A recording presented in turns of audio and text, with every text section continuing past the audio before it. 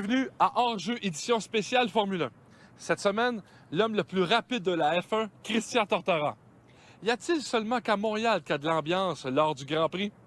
On est allé faire un petit tour en région afin de vérifier. Et bien sûr, la carte postale. Merci beaucoup. Plaisir. C'est beau. Oh là, ça va faire gros. Ah ben lui, il n'y a aucun problème, hein. C'est pour ça que je vous avais dit, moi, je pense qu'il n'y a aucun problème, il n'y en a pas. Merci beaucoup. Bonne journée et bonne course. Je rêve. Là, c'est pour le soleil, pour pas que... Mais c'est vraiment bien. Christian, t'es en train de nous dire que t'es en train de partir de ta propre écurie? Je viens de le découvrir. Là, Christian, là, on arrive à l'hôtel Vogue ici. Qu'est-ce que tu fais? Là, je vais chercher Madame McKinnon, Madame McKinnon. la femme du double champion du monde. Et c'est toi qui s'occupe d'elle. Ben, parce que d'abord, il y a l'histoire du café qui date depuis quelques années, où tout le monde sait maintenant que je prends le café avant pour donner une chance à son mari. Peut-être que je change un peu maintenant, il faut aller voir Villeneuve. Mais Villeneuve est stable aujourd'hui, avant, je ne pouvais pas le faire. Et c'est une femme adorable. Elle parle un français impeccable, alors je trouve que c'était une bonne idée de l'avoir à ses gars. Ça change un peu des pilotes. Bon, ben, je vais me faire tout petit comme une souris, puis je vous suis. Ça marche.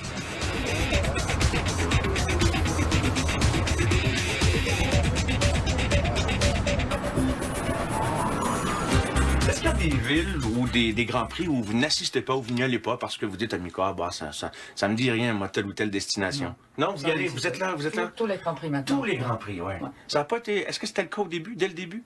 Non, c'était 96 à Monaco, parce que c'est le Grand Prix dans la maison, donc on est chez nous. Il m'a dit, bah, tu viens à Paddock, je te présente à tout le monde, et je te mets d'accord. Et puis, c'était un coup de foudre tout de suite. J'étais reçue royalement chez McLaren, j'étais très contente. J'avais beaucoup d'amis pendant le premier week-end. Oui. Et depuis... C'est devenu une grande famille. Là. Oui, voilà. Christian, tu vis quand même une semaine assez particulière. Ouais. Quand tu viens à Montréal, tu es sollicité de partout. Est-ce que c'est un peu comme ça aussi dans le reste des Grands Prix? Ou Non, ici c'est quand même chez nous, c'est normal que ça se passe comme ça. Et bon, c'est vrai, c'est beaucoup de travail, mais bon, il suffit, comme dans tous les métiers, bien s'organiser, se synchroniser, puis c'est tout, puis garder le moral. Comme là, aujourd'hui, on est jeudi. Ouais. Tu es allé à la piste ce matin, tu es venu ici sur Crescent. Ouais, il y avait la conférence de presse de Villeneuve ce matin, ensuite on est revenu sur Crescent, après on a été chercher Madame McKinnon qui allait à CKAC, on a été en studio, on est revenu ici pour le live de RDS. Et là, tu t'en vas. Là, je vais manger juste un petit bout, après il faut que je me change et je m'en vais faire le point. Alors, donc, c'est pas fini. Un article aussi, Et je pense, faire hein. l'article pour la presse aussi. Alors, on est loin d'avoir terminé ce soir. Christian, on te souhaite bonne nuit et demain, on se voit à la piste de course. Ok, bye bye, à demain. Salut.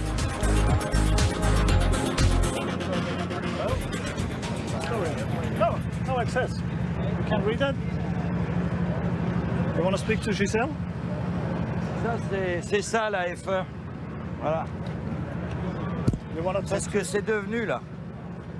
Alors, après, les gens, ils comprennent un petit peu pourquoi ça devient de plus en plus dur d'avoir des pilotes, d'avoir ci, d'avoir là. Christian, tu es français. Tu es venu au Québec dans les années 70. Pourquoi tu es maintenant un journaliste? Tu es un des nôtres. Tu es vraiment considéré comme un Québécois, mais avec l'accent français puis tout ça. Puis tu as fait ta marque ici maintenant. C'est international. Explique-nous ça un petit peu. Là. Ben, c'est simple. J'avais connu Marcel Biliveau avant les années 70 et il me disait toujours viens au Québec et ça me faisait rire parce que celle-là, je me rappellerai toute ma vie. Il y a des piscines à tous les coins de rue.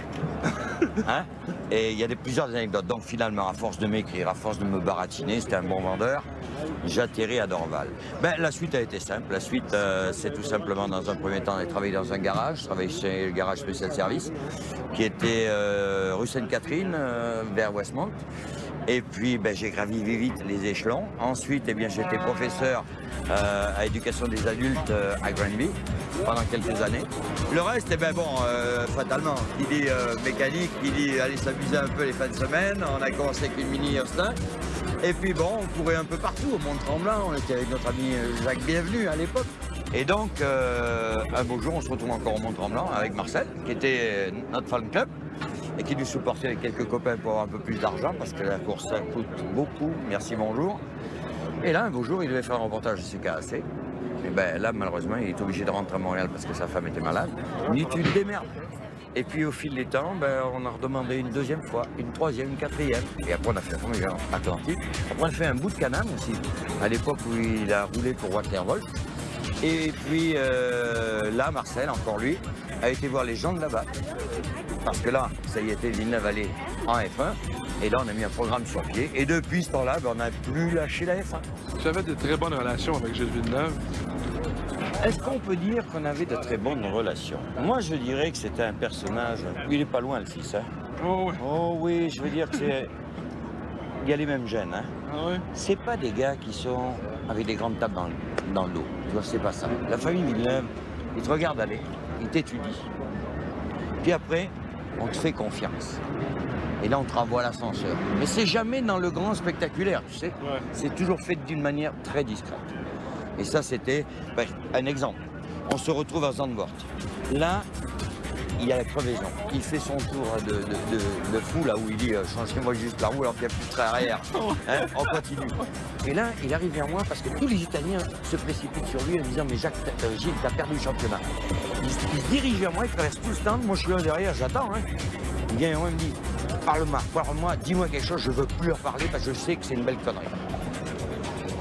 Voilà exactement les rapports qu'on avait. Donc c'est une confiance surtout.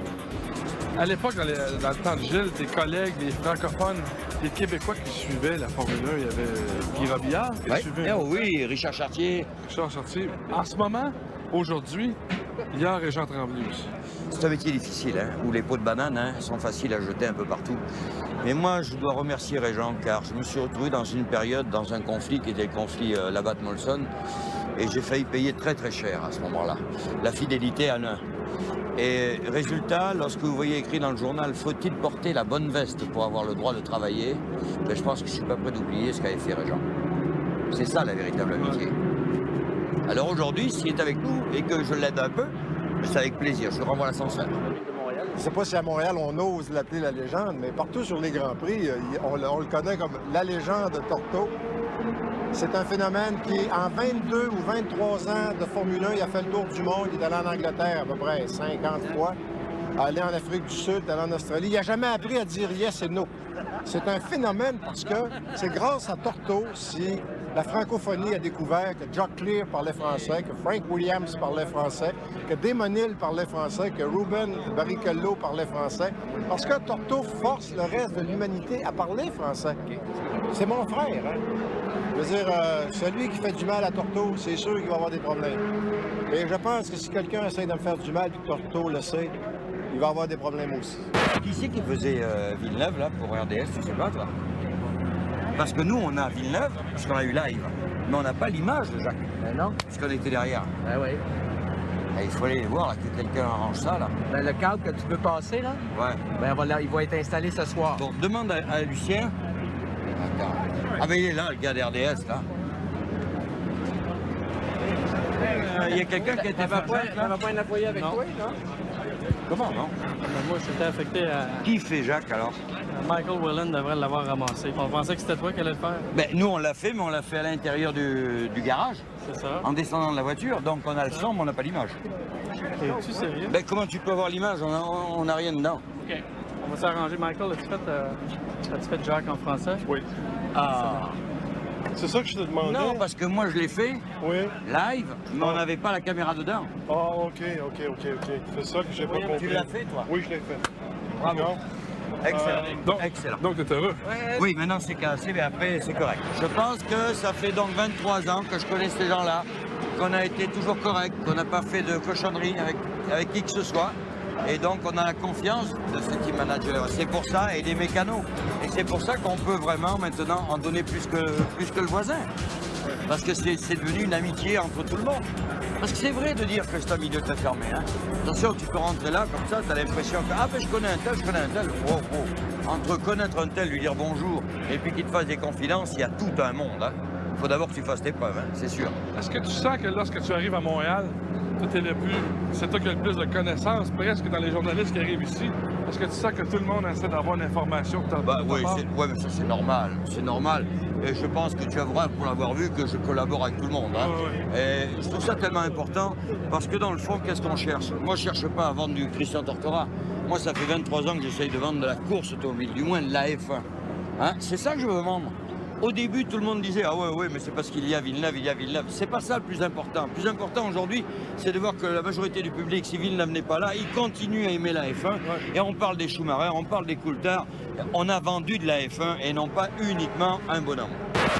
Les 5 sont là, les moteurs hurlent et on roule au circuit. Gilles Villeneuve, attention à Kylian qui va se profiler dès le départ. Superbe lancement et Villeneuve également. On bloque les roues, c'est Barrichello. Où se retrouvera Villeneuve? Il est 3e. Villeneuve 3e, va-t-il pouvoir y rester? Oui, il négocie le virage en épingle. Voilà Jacques. Eh bien oui, évidemment, il fallait lui mettre les pneus pluie. Alors on revient maintenant pour lui mettre les pneus pluie. C'est un retard, c'est perdu tout ça. C'est fini. Et le public est vraiment déçu, je vous assure. Ah, les nerfs aujourd'hui, hein? Ouais. Oh là là. Je disais, en temps d'année, il y avait longtemps que je n'avais pas retrouvé ce côté hyper nerveux, là, tu sais, quand tu vois, ben attends, tu le vois, il est là, il est 3, il est 2, tu sais, tu te dis pourvu que ça tienne, pourvu que ça tienne. Et il y avait des mécanos qui venaient avec moi pour aller fumer une clope tellement que tout le monde était comme ça, et d'autres, ils me bouffaient les doigts. C'est une tension nerveuse épouvantable, épouvantable. Surtout que là, je peux te dire, il est vraiment déçu. Ouais. Ouais, parce que ça tient à pas grand-chose, ça tient simplement à une simple communication entre lui et le stand. Lui demande des pneus pluie, les autres n'ont pas compris pluie. Alors, on perd une course à cause de ça. Puis un journaliste comme toi, s'impliquer comme ça, tu sens la nervosité de l'équipe. Ouais, tout à fait. Ben, de toute façon, parce que, après tout, Jacques, c'est nous, hein, quelque part. Et c'est vrai que ça fait mal au cœur, parce que quand on sait le mal que ces gens-là se donnent sur la piste, les risques qu'ils prennent, c'est dur à prendre. Quand tu te dis c'est juste une bêtise comme ça qui fait qu'on fout tout par terre, alors que c'est quand même le meilleur résultat depuis que Barre est né. Ouais. C'est là où c'est dur à prendre. Christian, avant que tu fumes ta clope, j'aimerais te remercier. Ben non. Pour cette semaine de Grand Prix qu'on a passé avec toi. C'est moi qui te remercie parce que tu es devenu, paraît-il, mon grand idole. Merci beaucoup. Après la pause, la fièvre de la Formule 1 envahit le Québec.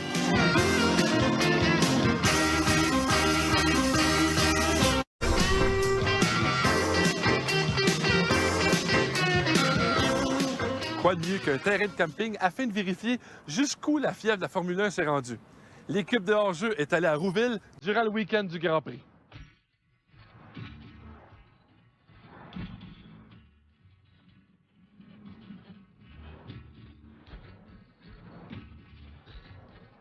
Hey, c'est le camion d'RDS!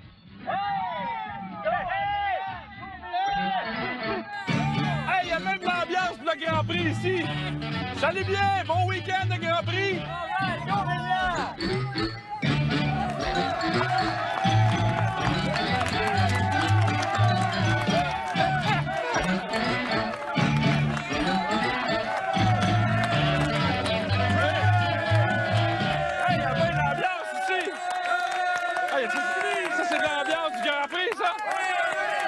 Même s'ils sont pas à Montréal, il y a de l'ambiance. Regardez ça, ça n'a pas de bon sens. Hey, ça... Bonjour, monsieur. Hey, est-ce qu'on vous a déjà dit que vous ressemblez à Claude Maillat? Claude Maillat? Pas vraiment, mais Alain Prost, par exemple, on en a parlé déjà. Non, c'est parce que c'est une joke, là. Ah ouais, OK. Hey, c'est incroyable. Hey, regardez ça. Mais... Alain Prost, juste l'accent qui manque un petit peu, là. À ce point-là. Hein? Ah, pas là. Hey, Hey, déjà, Alain Prost, déjà une vedette au camping de Rouville. Ça te tente de jouer une petite game d'affaires? Une petite game d'affaires? Ouais. Ben, regarde, moi, j'ai une bonne idée. Bon. Avez-vous le goût de vivre quelque chose de fantastique? Ah, j'adorerais ça. Suivez-moi.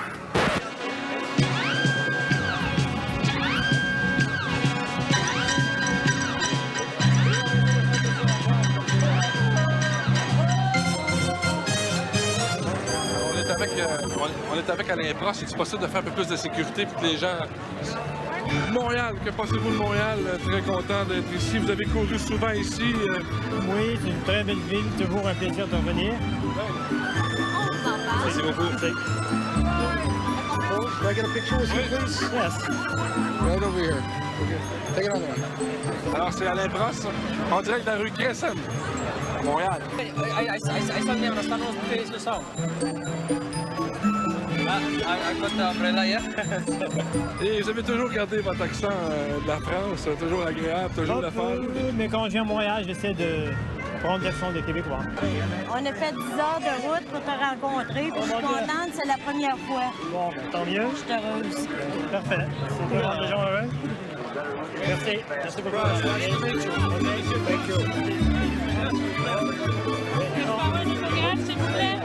Vous ennuyez un petit peu de la course automobile? Bien, à vrai dire, j'ai fait mon temps et je crois qu'à un moment donné, il faut tourner la page.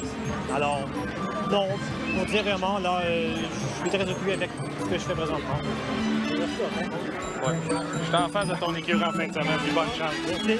Vous êtes de Verdun? C'est ça. Vous ressemblez à M. Prost. Un peu. Souvent, Un peu. partout, Oui. on vous demande des autographes, on vous prend en photo. Ça doit quand même être assez particulier. Ouais, à un moment donné, ça peut devenir stressant. Hier, ça l'était. Oui? Puis je suis allé visiter les écuries. Je suis entré dans le garage. Il y avait une foule à l'extérieur. Et je ne pouvais plus sortir. Donc, je suis sorti par l'arrière avec les mécanos. C'est agréable quand même? Oui, c'est agréable, mais à un moment donné, j'avais les jetons. Il avait les jetons. En parlant de jetons, l'avez-vous autant qu'Alain Prost? Non, pas autant. Non? Pas autant. On va regarder en dessous de notre parapluie. Excuse me, can I have a photo? Allez-vous un budget? C'est vraiment la flotte, là. Excellent. Donc, baguette sur le bras, va-t-on prendre un petit bris? Oh, probablement, là. On va peut-être prendre un bon coup ce soir, là. Je sais pas. Un beau coup ce soir, là. J'aime l'accent. Allons parlant. Oui? Très là. Bon, mais monsieur De Repentigny. de Repentigny, de Verdun. Et voilà. C'est super le fun. Merci beaucoup. Merci. Après la pause, la carte postale.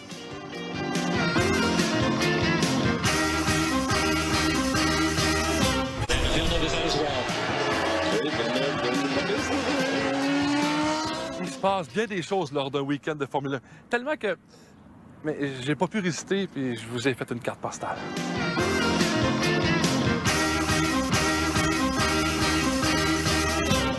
Je me retrouve sur la piste du circuit Gilles Villeneuve, en face du magnifique décor de la ville de Montréal. Mais en fait, pas en tout. Élargissez, caméraman, vous voyez?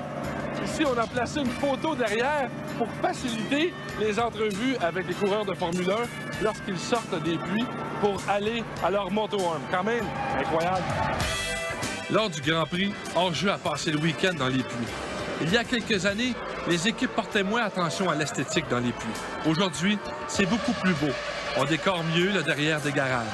C'est là que les journalistes affectés à la couverture du Grand Cirque sont invités à casser la croûte et à discuter avec les grands de la Formule 1. Le gratin y est invité. Là, on voit Alexis Yachine, accompagné du modèle Carol Hall. Regardez bien, Ringo Starr a toujours été dans l'ombre de George Harrison. Non, sérieusement, Ringo Starr n'y était pas, mais George Harrison, lui, en a profité tout le week-end. Chez McLaren, on s'est permis de payer 10 000 $ à une compagnie de ballons de Laval pour fêter la 500e de l'écurie. Il y avait tellement d'invités VIP au circuit qu'il a fallu transporter sur l'île Notre-Dame une tour de contrôle mobile afin de bien diriger le trafic aérien au-dessus du circuit Gilles Villeneuve. Regardez bien un moment tendre entre Michael Schumacher et sa Dulcinea.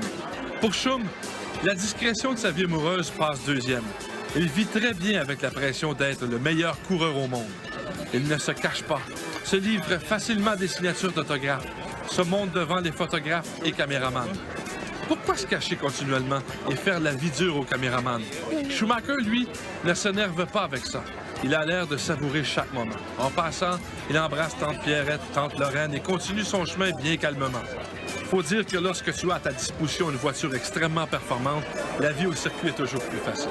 Du côté de chez Barr, la vie est bien différente. Ici, on voit photographes et caméramans faire le pied de grue pour seulement capter une image de Jacques Villeneuve sortant de son motorhome. Ça fait plus d'1 heure qu'on attend.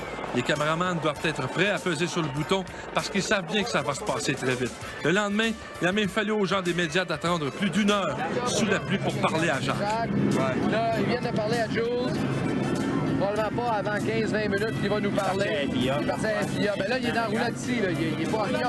Non, il a vu partir. Là, il est reparti après. Il n'est pas reparti. Il l'a pas vu partir. Enfin, le voilà. Mais hélas, il a mis son casque. Pas de chance. Il faudrait attendre encore pour réussir à obtenir un mot de notre Jacques national. Ne désespérons pas, car on sait très bien qu'il viendra nous voir pour son allocution officielle devant les médias. Le voilà accompagné de sa relationniste qui s'occupe aussi de sa sécurité. Attention tous les caméramans. Bonne chance pour votre position car ça va se passer vite et c'est pas tout le monde qui aura la chance de prendre une image respectable. Regardez ce caméraman. Il espère désespérément que les gens devant lui se déplacent pour enfin prendre cette image tant attendue de notre héros. Portez bien attention à ce journaliste qui demande poliment à Jacques la permission de faire une petite entrevue.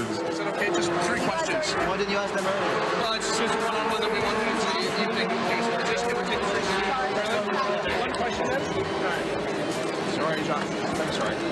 Why do you think we organized that? Why do you think? Sorry. Come on, do it. Sorry. There was Jacques Villeneuve and Jacques. Finalement, Jacques a dit oui au journaliste, mais il a pris bien soin d'y payer une rince juste avant l'entrevue. Mais quand tout va mal dans l'écurie, c'est pas toujours facile d'être de bonne humeur. Merci beaucoup à Torto et merci à Fifi, car sans elle, on n'aurait pas eu autant de son. Donc, salut bien! Lorsque vous rencontrez Christian au week-end de Grand Prix dans un paddock, il va vous dire « Oh, que je suis crevé! Oh, j'ai bossé! Oh, j'ai bossé! Je suis crevé! Je suis fatigué! Moi, j'en ai marre! » Non, mais faut pas charrier, hein, c'est pas sérieux. Quand même, moi, j'en ai marre d'entendre des conneries pareilles, mais après ce que les gens racontent, mais qu'est-ce qu'ils peuvent raconter? Ça n'a aucun bon sens. Bon, enfin, faut arrêter de se faire des histoires. Je l'ai dit l'autre jour à CKC à Mario, je l'ai dit ici à RDS, alors, hein, faut quand même pas charrier. Quand j'ai appelé Jacques ce matin sur son cellulaire, je lui ai dit comment son auto allait, puis il m'a dit que c'était la Ford Pinto de la Formule 1, mais il faut savoir, en Europe quand même, personne ne comprend c'est quoi une Ford Pinto. C'est Torto dans une conversation amicale, pas en ondes. Ça commence d'habitude comme ça. Eh bien, c'est de Schumacher. Gueulon. Là, il prend la ligne téléphonique, il est en ondes. Oui, une autre merveilleuse performance de Schumacher. Ah, quelle habileté. Merci, je vous reviens. Non, mais c'est un il ne respecte personne.